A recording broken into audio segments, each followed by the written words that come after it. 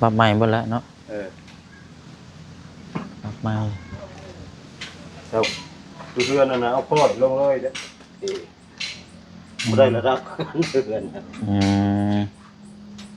กันเสียระดับเลยมันจะได้ทมขึ้นในแล้วว่าสนอซอยกันผมกับโบราณไปได้แล้วว่าลายเติบเล่นนี่เนาะโอ้เส้นที่แล้วอ๋อได้บางกินเสาเนี่ยโอ้บัดพุ่นบัดสูงเกินบัดนี้เนาะกันมาฮอดพุ่นกันสูงเกินได้ฝากกันได้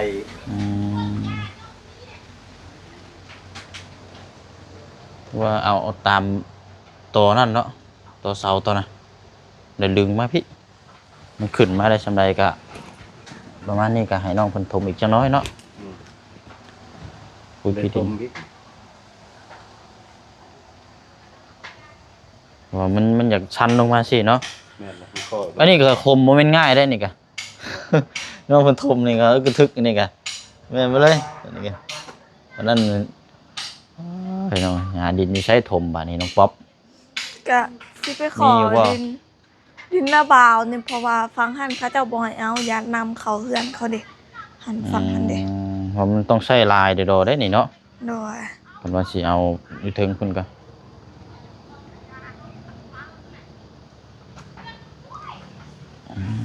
แล้วกวางยาวก็ตามคือเจ้าเฮ็ดนั่นแหละเพิ่นน้องเลี้ยงบ่เพิ่นน่ะเนาะก็สิแถวนี้ก็สิเทให้แล้วน้องเพิ่น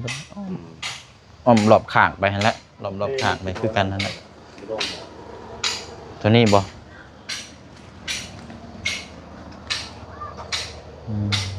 ไม่นี่ก็เอาไว้ก่อนก็ได้บ่นึงเทตามนี่เลยเนาะเทตามร่องนี่แหละเป็นยังล็อกได้อยู่ดอกใส่ปล่อยบ่จังว่าคันนั้นก็ไปเบิ่งเฮาอยู่คันนั้นก็สิให้ตัวนี้ก็ม่านค่าได้นี่ก็ชัดมันก็เอามาเพิ่มอีกจัก2เนาะ2 3เพื่อนละ5เม็ดก้อนนะอย่างละ5บ่นั่นอย่างละ5อันนี้3ได้เอามายังเหลืออยู่หน่อยนะหายังเหลืออยู่เนาะ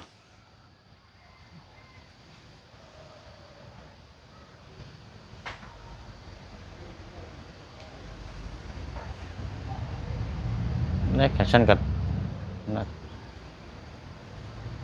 เพราะว่าเทนี่ก็ประมาณจักมื้อเห็นมื้อนึงบ่กันว่านั่นก็เทไล่เบิ่งนั่นก็กันว่ามันก็ขาดนั่นก็จังกันว่าภาพผลมันนั่นนี่ได้อยู่ดอกใช้รถน้อยมาเนาะฮะดินก็ยันบ่พอดินนี่ก็ยันบ่พออีกแนวละ5เม็ดก้อนนะครับเพราะว่ามันเนื้อที่มันใหญ่เนาะมันใหญ่เทออกปีเด้เอาเทแถวนี้นี่บ่นั่นปานใดเลยมันเทออกมานอกพี่เน่บัดนี้เนาะมันเปลืองแน่แล้วคือว่าหั่นนะกันว่าเทอยู่แถวใต้ตารางอย่างเดียวนั่นก็สิบ่ปานใดแล้ว3เม็ดก้อนเอามาตึงนี่ก็ได้เอามาอย่างละ2บ่เอามาเพิ่มอีกอย่างละ2ให้ทรายเนาะให้ทรายอย่างละ2นั่นกับเห็นตัวนี้แหละไปก่อนนะกันว่ามาดำเนินการเพราะว่าให้มันพื้นตัวนี้มันแห้งแน่นะยันลดมันค่านี่ดีเลยถามตัวเห็นตัวนี้นะกันมันมาแล้วกันมันอันนี้เลยปรับซ้ำปรับได้เนาะปรับซ้ำปรับได้เห็นแล้วมันดินมันสิเอาดีรอมันก็บ่มีดินนะบ่ได้เป็นง่ายๆได้นี่เพื่อนหลังใหญ่เนาะปรับสมปรับได้นี่ก็ดึงขึ้นก็ประมาณกะน้ำบ่ไหลเข้าเฮือนนะง่ายๆซะมันก็ได้ละมันคอยมันเข้าอยู่แล้วแต่มันลงแล้วมันไหลไกลเลยคือเฮือนนะจะเข้าคือกันมันปลาแต่ว่ามันบ่อ้างนะมันไหลเลยมันบ่ข้างมันบ่คาคือเฮือนน้องจะดีบ่บ่คาแบบนั้นเนาะอันนั้นขังเลยน่ะเนาะขังคือบ่อน้ำเลยนั่นแบบไหวเลยตัวนี้ เงินใช้ชนะมีแต่ว่าละเบิ่งตัวจริงน้ำกัดเทพื้นมันก็ต้องปรับมาแล้วพี่น้องปรับเดี๋ยว ปั๊บนะ มันต้องปรับขึ้น เอาแนวซ้ายจะบดได้แต่มันได้ป่ามันเพียงให้มันได้ก็เลยไม่ดี แม่นแล้ว แต่มันเปลือง อ่าเคลียร์เจาะแล้วเนาะใช้เวลาเติบอยู่นะรอบๆข้างไปเลยนะรอบข้างไปเลยนี่ทรายยาวมาอย่างละสองเนาะนั่นก็เดี๋ยวเราสิต่อมาอีกเท่านึงให้ทรายให้ตัวนี้ไปก่อนนี่ก็ต้องถมมาได้แถวนี้เนาะผม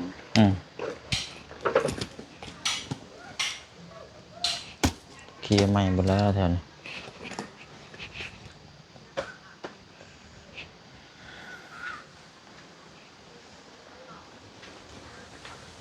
คันว่าบ่ปรับกะนั่นก็ประมาณน้อยหนึงนะเนาะคันสิว่ากัน มันสิคูดข้างนั้นลงมันบ่ได้เห็นมันเป็นห้อง บ่ได้แล้วขุดเทิงเพื่อนโกนบ่ได้แต่นั่นก็ยังเป็นร่องเลยจะนอนมันเป็นเหี่ยวนะฮะนี่ยุ่งอีกแล้วดินแถวนั้นมันมีแต่ดินมองพอดีเบิดเนาะเอาอยู่ใส่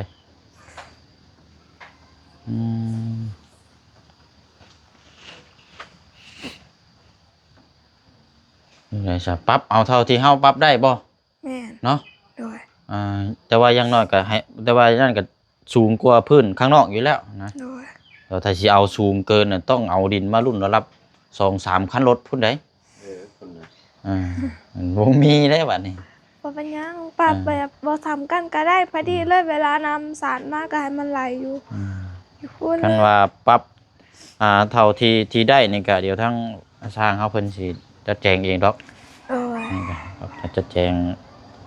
เพราะว่านี่มันก็สูงอยู่อันนี้ก็เพิ่มปูนขึ้นมานี่มันก็บิดพอดีแล้วน้ำบ่ เข้าเนาะ น้ำบ่ทะลักเข้ามาหรอกแต่ว่าถ้าอยากให้สูงดีรอก็คือว่าหั่นนะต้องเอาดินมาหลาย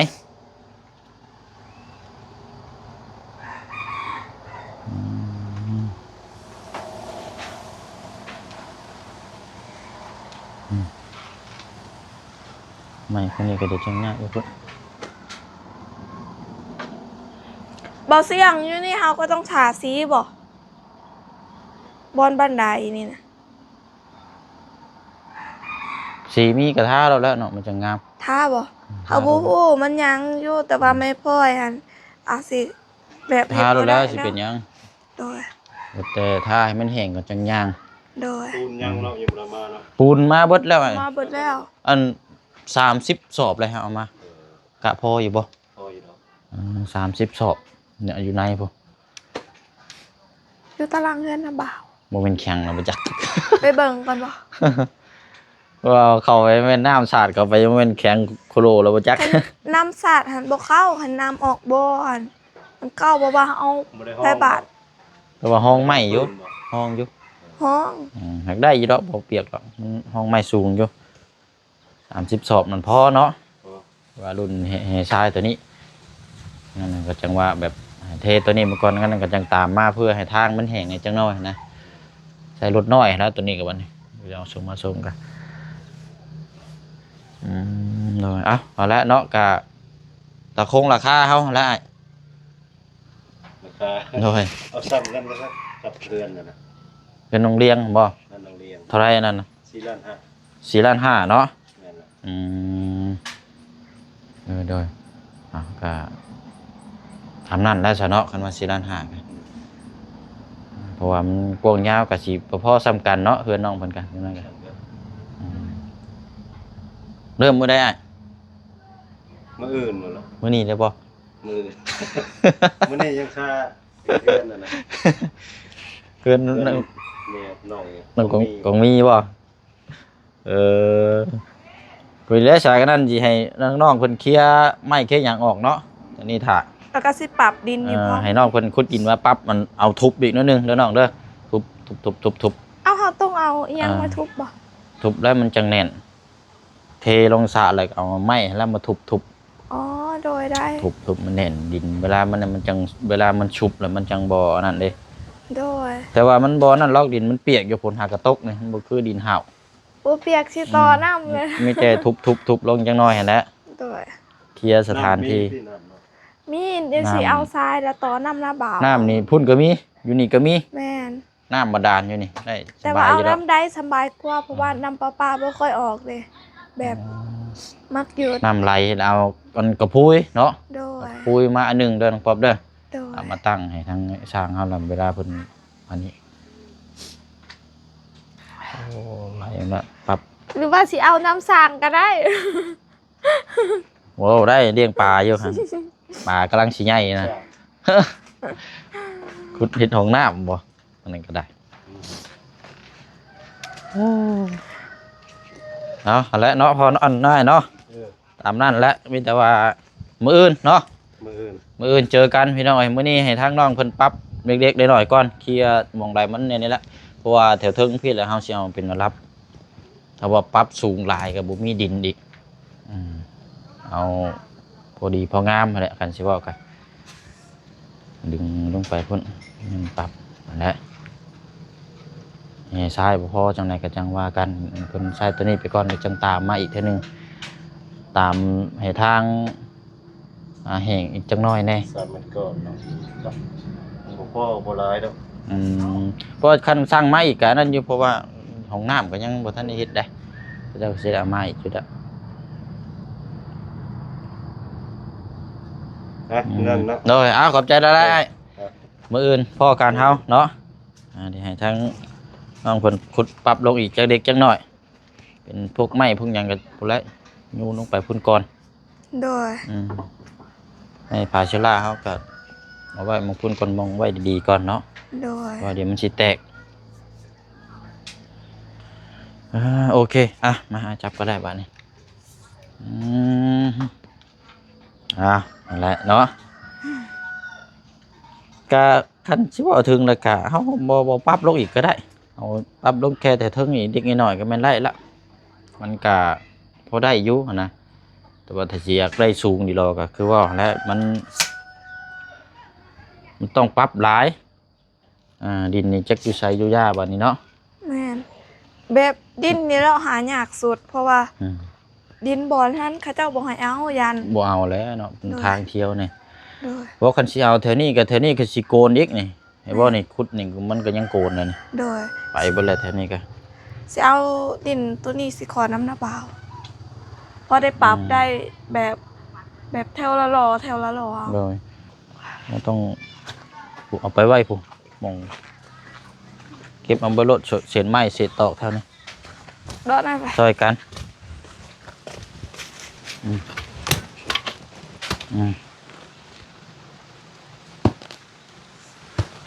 หากมันสูงนะถ้าเราต้องขุดออกตัวนี้ฉันเทพื้นบ่ได้ได้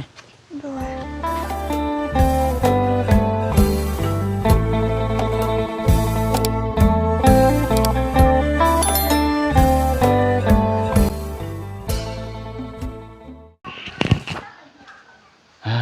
เอาพี่น้องเนาะ สวัสดีเด้อ ถือว่าเป็นอีกมื้อหนึงมื้อนี้ก็นัดทางนายสร้างเขามาเบิ่งหน้างานหน้าเวียกสำหรับเทพื้นบ้านน้องป๊อปนี่แหละพี่น้องเนาะสบายดีเด้อพี่น้องเนาะสบายดีอ้าย กำลังงานเฮ็ดเวียกอยู่บ้านน้องของมีบ่ตอนนี้ก็ แม่นละ พอดีแล้วเอายิงงาวมานี่แหละใกล้ๆเนาะมานี่แหละพี่น้องเอ้ยก็สิเบิดนะมั้งหน้าฝนเนาะตามเช็คเบิ่งนี่มันจะเริ่มเบิดแล้วล่ะเอาแล้วก็ตามนั้นแหละพี่น้องมื้อนี้ก็มาเบิ่งตัวจริงนํกันอีกทีนึงกันว่านั้นก็แม่นให้สร้างเพิ่นไอ้สร้างเขาดำเนินการเลยนะ มันอันน่ะเทอันนั้นเลยบ่เอาค่อยลงเลยบ่ เสมอดีกว่า เสมอเนาะ เทเสมอเอานั่นแหละเท มันได้ครับ เอาอยู่เทึงพี่เป็นรับดินเฮาก็ยังอันนั้นอยู่บ่ครับ แม่นว่าสิปรับอยู่ ขุดแถวนี้แหล้วเนาะ แม่น ขุดเอาแถวพุ่นละนี่ก็ประมาณต้องเอาตัวเทึงเพื่อได้เป็นรับเนาะรับเพราะว่ายันอันนี้ ระดับเลยเนาะ เลยอยู่เทึงไปแล้วสิอยู่ในโซนหมองนี้แหละนี่ เอาระดับมันก็ได้เอาขึ้นนี่เลยหั่นน่ะ มันคือค่อยลงทุนได้ดี คันว่าสิถมลงพุ่นก็หลายเติบได้นี่เนาะดิน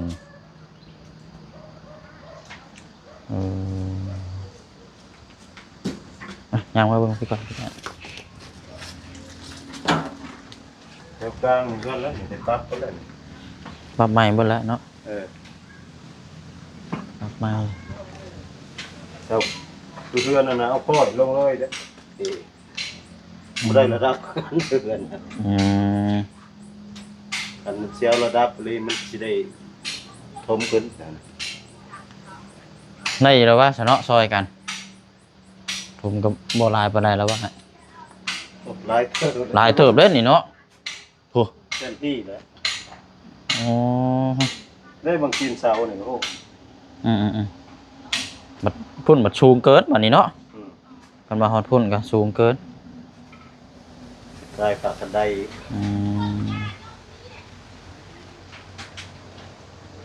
ว่าเอาตามตัวนั่นเนาะตัวเสาตัวน่ะเดี๋ยวดึงมาพี่มันขึ้นมาได้สำใดก็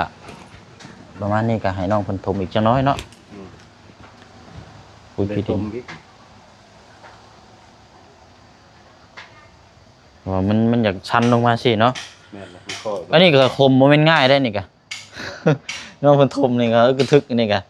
แม่นบ่เลยอันนี้ก็อันนั้นพี่น้องหาดินที่ใช้ถมบาดนี้น้องป๊อป ก็สิไปขอ มีบ่ ดินนาบาวเนี่ยเพราะว่าฟังหันเขาเจ้าบ่ให้เอาญาตินำเขาเฮือนเขาเด้หันฟังหันเด้ เพราะมันต้องใช้ลายเดอได้นี่เนาะ โดย เพิ่นว่าสิเอาอยู่ถึงพุ่นก็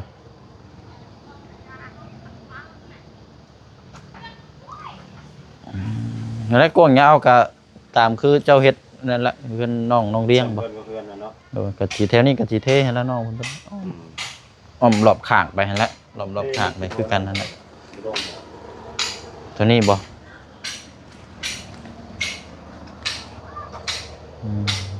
ไม่นี่ก็เอาไว้ก่อนก็ได้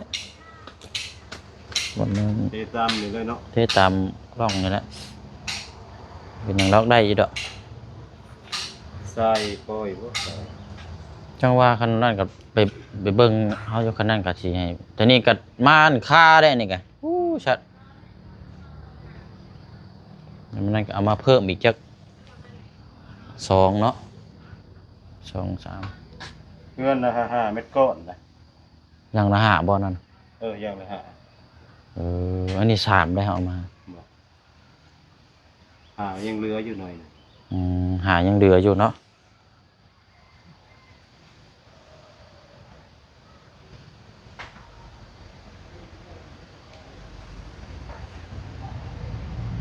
นี่แค่ฉันกับ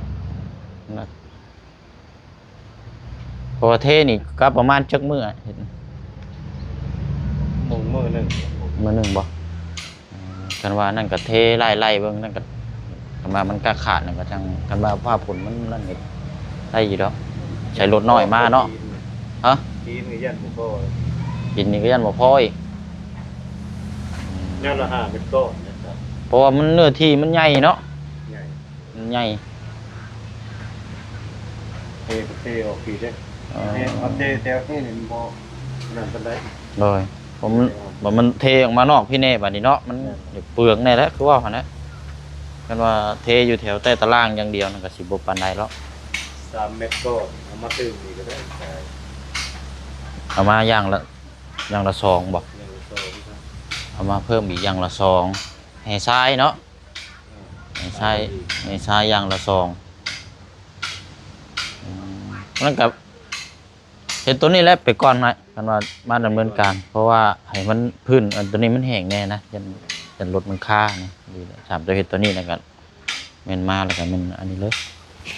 ปรับสภาพปรับได้เนาะ ปรับซ้ำเขาปรับได้เห็นแล้วมันดินมันเอาสิเอาดีรอมันก็บ่มีดินนะบ่ได้แม่นง่ายๆเด้นี่เพื่อนมันเพื่อนหลังใหญ่เนาะปรับซ้ำเขาปรับได้นี่ก็ดึงขึ้นก็ประมาณกะน้ำบ่ไหลเข้าเฮือนน่ะนะง่ายๆซะใส่มันก็ได้ละ มันคอยมันเข้าอยู่แล้วมันปาดแต่ แต่มันลงแล้วมันไหลกายเลย อืม คือเฮือนน่ะนะ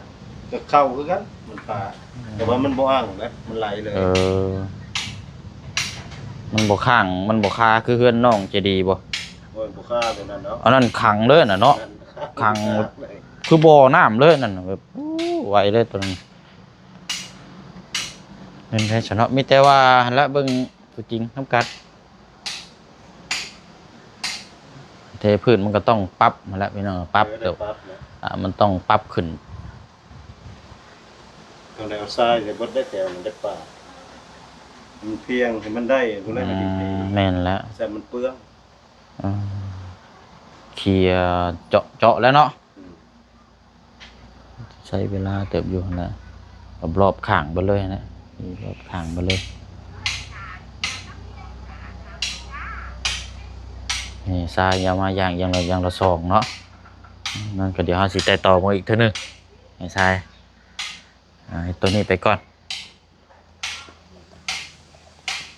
นี่ก็ต้องถมมาได้แถวนี้เนาะอืม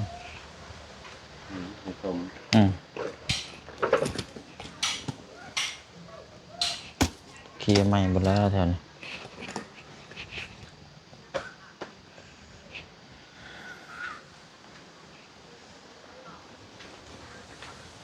คันว่าบ่ปรับกะนั่นก็ประมาณน้อยหนึงนะเนาะคันสิว่ากัน มันสิขุดข้างนั้นลงมันบ่ได้เห็นมันเป็นห้อง บ่ได้แล้วขุดเทิงเพื่อนโกนบ่ได้แต่นั่นก็ยังเป็นร่องเลยจะนอนมันเป็นเหี่ยวนะฮะนี่ยุ่งอีกแล้วดินแถวนั้นมันมีแต่ดินหมองพอดีเบิดเนาะเอาอยู่ใส่อืม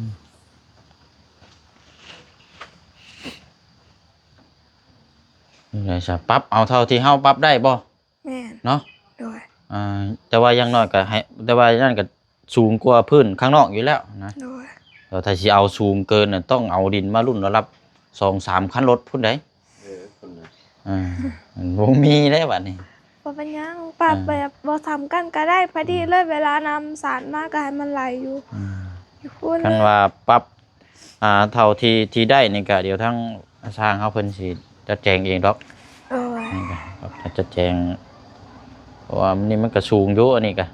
เพิ่มปูนขึ้นมานี่มันก็บิดพอดีแล้วน้ำบ่ บ่เข้าเนาะ น้ำบ่ทะลักเข้ามาแล้วแต่ว่าถ้าอยากให้สูงดีรอก็คือว่าหั่นนะต้องเอาดินมาหลาย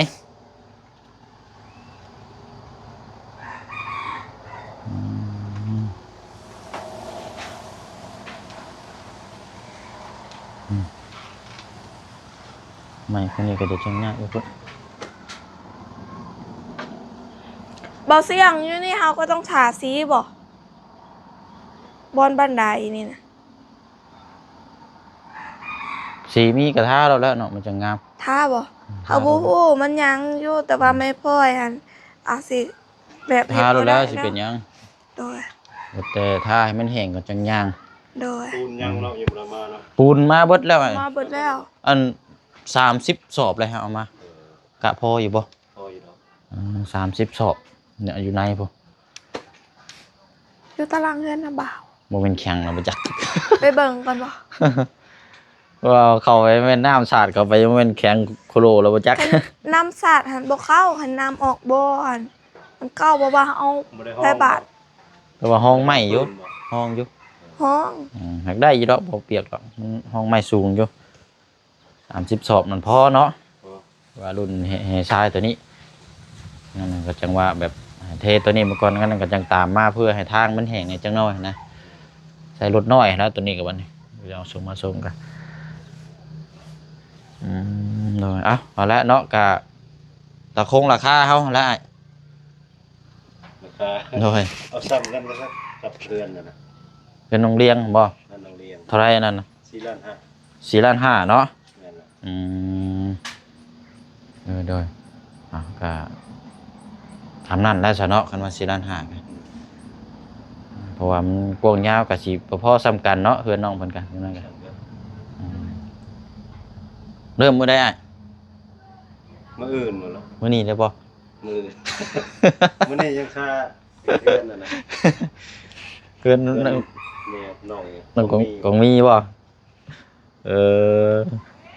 คุยแล้วสายกันนั่นสิให้น้องๆเพิ่นเคลียร์ไม้เคลียร์หยังออกเนาะอันนี้ถ้า แล้วก็สิปรับดินนี่พอ ให้น้องเพิ่นขุดดินว่าปั๊บมันเอาทุบอีกนิดนึงเด้อน้องเด้อทุบเอาเฮาต้องเอาอิหยังมาทุบบ่ ทุบแล้วมันจังแน่นเทลงสระแล้วเอาไม้แล้วมาทุบ อ๋อโดยได้ ทุบมันแน่นดินเวลามันจังเวลามันชุบแล้วมันจังบ่อันนั้นเด้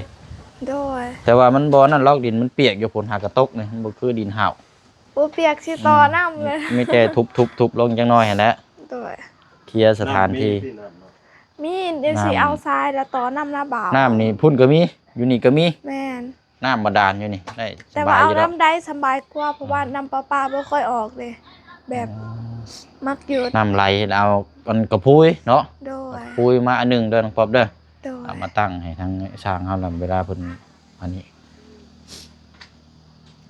โอ้ไหลมาปรับ หรือว่าสิเอาน้ำสางก็ได้ โว้ได้เลี้ยงปลาอยู่หั่น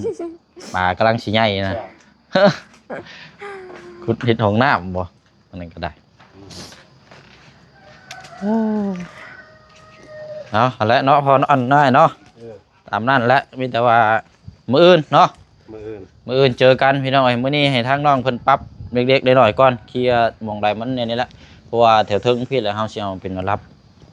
ถ้าว่าปรับสูงหลายก็บ่มีดินอีกเอา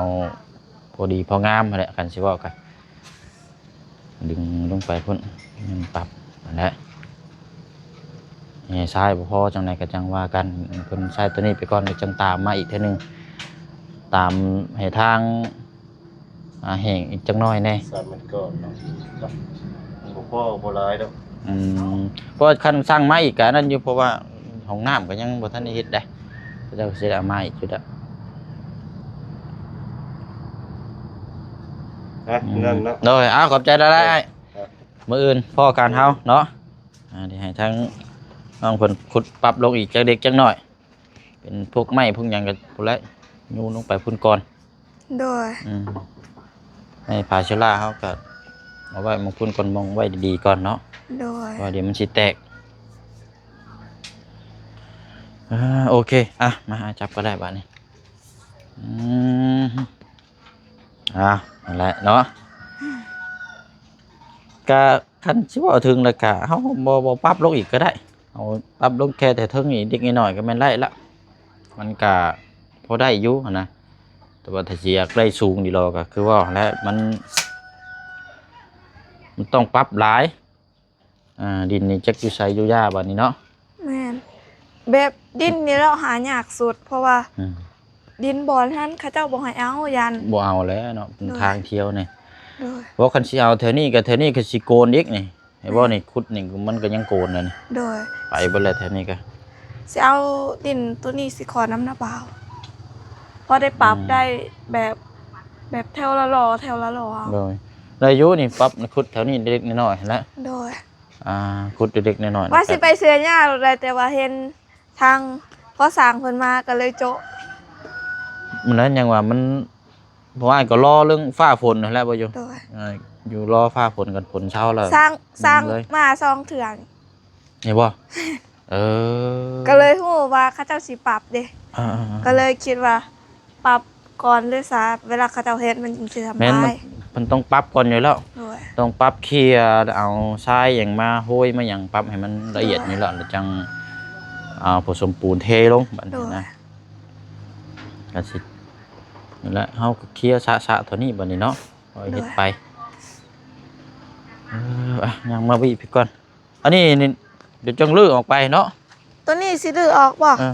ลื้อออกไปไว้ทั้งอื่นรถมันจังงาม โดยได้ บ่ได้นั่งดอก โดย เสามันก็เอาไว้ อยู่ตารางเพื่อน เอาเรียงๆไว้ พัดแล้วจึงเอาไว้เมียน นี่เลยไม่นี่มันลายอยู่มันชาชลาเนี่ยเก็บไว้ตรงไว้ต่อเห็ดของน้ โดย ำนี่เด็ดเดี๋ยวนะนี่ดูดีต่อสั้นๆต่องามๆนะไว้ก่อน โดย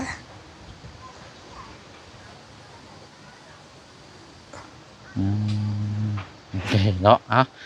กำลังว่าสิไปเชียร์เนี่ย กำลังว่าสิไปเสียหญ้ายังว่าทันล้างหน้าซ้ำแล้วพอดีพอสร้างเพิ่นมาก็เลยมาหันหลังเพิ่นก็กลับไปเพิ่นมาเบิ่งก่อนแล้ว แค่ว่า ผลมารอบหนึงแล้วเนาะ โดยก็เลย แต่ว่า ไอ้บอกว่าสิเขามากก็เลยล้างหน้าก็เลย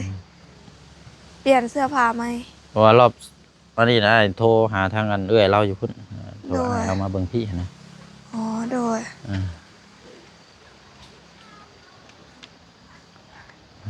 นะครับมีแต่เก็บเศษไม้เศษตอกแล้วก็ตัวนั้นออกมาเนาะ โดย ตัวนี้ละกระปูลายช่ำนั่นก่อนเนาะ แม่น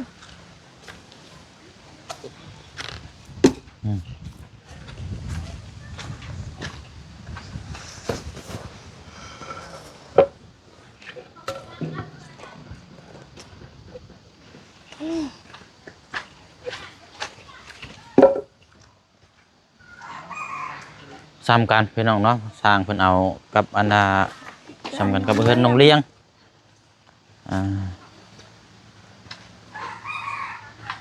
เซนเนอร์ โจมบ่ ฮะ โจมไม้อันนั้นบ่ เอาไปทิมขี้เลื่อยนี่ก่อน เออแล้วใช้ทางผม เทใช้ทางผมมันจังแน่นแน่เทลงรถฮะนี่โอ้โธ่ หัวเรือ นี่แล้วนี่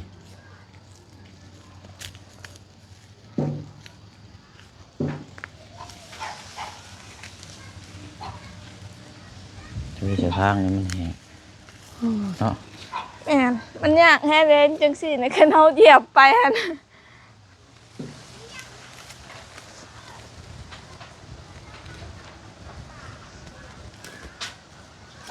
เทตัวนี้แล้วก็พอดีแล้วมื้ออื่น โดย สิได้ลำเลียงเบิ่งให้กับทรายเบิ่งแต่สิให้ทางประเทศตัวนี้ก่อนพี่น้องมันบวกกับอันนี้แหละคืออะไรบัดนี้ จากนั้นเขาไปเขาก็เหยียบเอง มันแน่นจังหน่อย โดย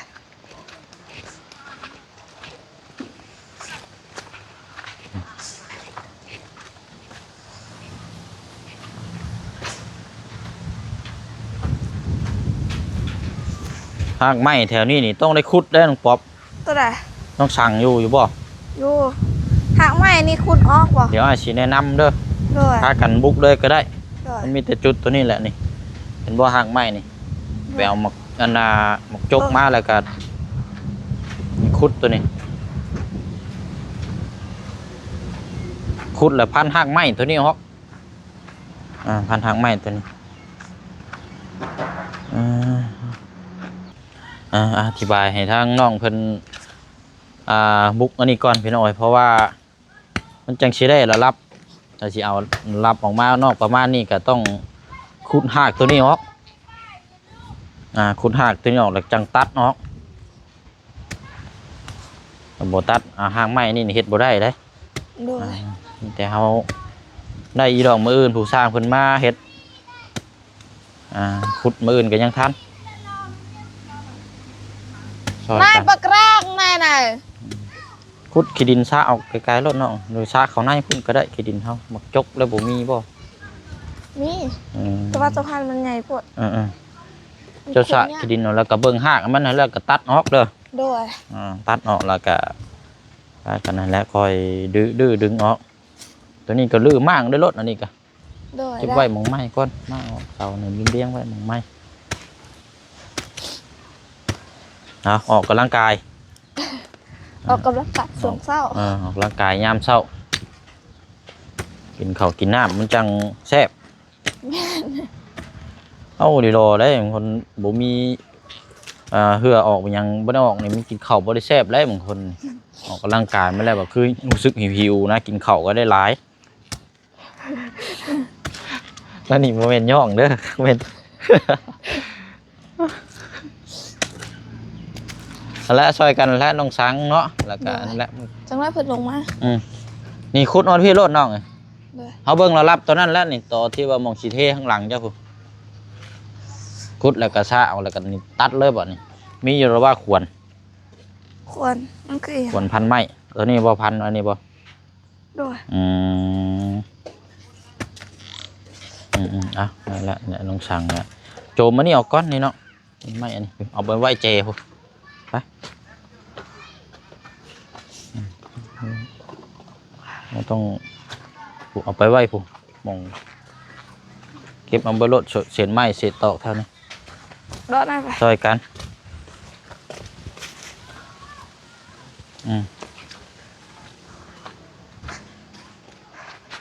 นี่ละนี่ ปิ ขุด ดในบ่บ่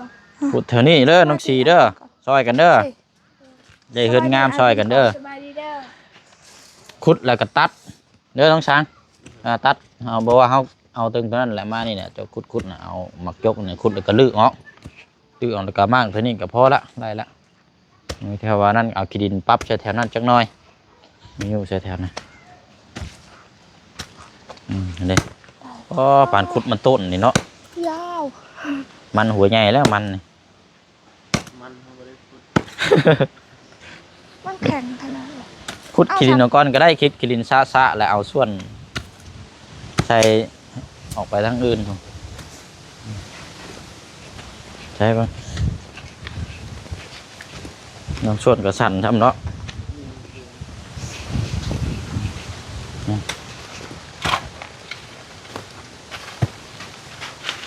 ขาลงไปพุ่นรถว่ามันเสียได้มันอยู่แล้ว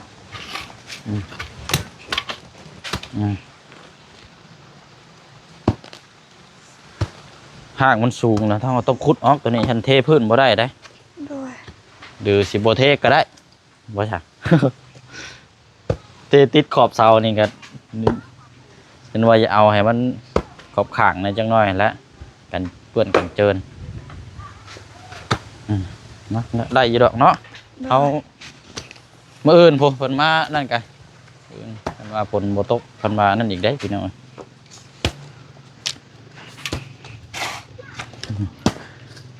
นั่นแหละขึ้นไป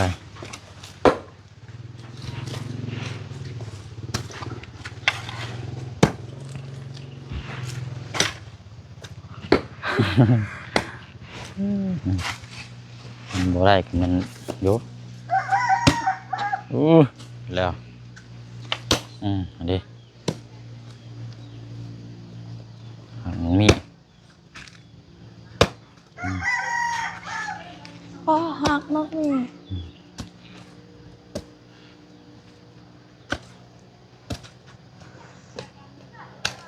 ไปแล้วก็เฮ็ดเอาเด้อน้องเด้อ ด้วย จะไปเวกต่ออีกก่อนเนาะเดี๋ยวคันว่านั่นช่วงตอนแรกอาจสิเข้ามาเบิ่งน้ำอีกเทื่อนึงเด้อ ด้วย และพี่น้องกันภาพผลก็น่าจะยดอยู่หรอกมื้อนี้มันคือสีลมๆมาเนี่ย แม่น อากาศลมๆมานี่ย่านฟ้าฝนก็เริ่มเบิดแล้วล่ะเนาะ ด้วย อันนั้นเด้อ ขอขอบคุณทาง FC และทางผู้ใหญ่ใจดีที่เข้ามารับมาชมคลิปนี้เด้อแล้วก็ทางอายน้ำขออายเดินทางปลอดภัยขอพระเจ้าอวยพร โอเคละพากันพอเฮ็ดแล้วก็ได้อยู่ดอกปรับไปเท่านั้นก็จังลืมมากไปละเนาะพอปลาครับกับผู้โอ้เริ่มบกเลยเด้นี่มีอยู่ได้นี่คือเสียงบ่อนเนาะวันนี้เนาะตัดภาพมากะและพี่น้องเนาะฝากทาง FC เฮาเด้อเนาะติดตามรับชมรุ่นเบิ่งน้ำกันวันนี้พี่น้องเทศปรับพื้นหน้าดินเนาะกะปรับได้เท่าที่เฮาปรับนั่นแหละพี่น้องถ้าสิเอาสูงนี่เราก็มันต้องมีดินลายใช่ดินลายแล้วก็มันบ่มีดินคือยามแดงยามหยังกระเจ้าขายก็ยังพอได้เอามาถมมันนะพี่น้องเนาะแบบปรับได้ตามที่เฮาปรับนั่นแหละพี่น้องเนาะก็เบิ่งน้ำกันนั่นแหละตัวจริงเนาะไปบ๊ายบายเด้อพี่น้องเด้อเนาะน้ำกันเบิดสุขุสุคนเนาะสบายดีพี่น้องเนาะ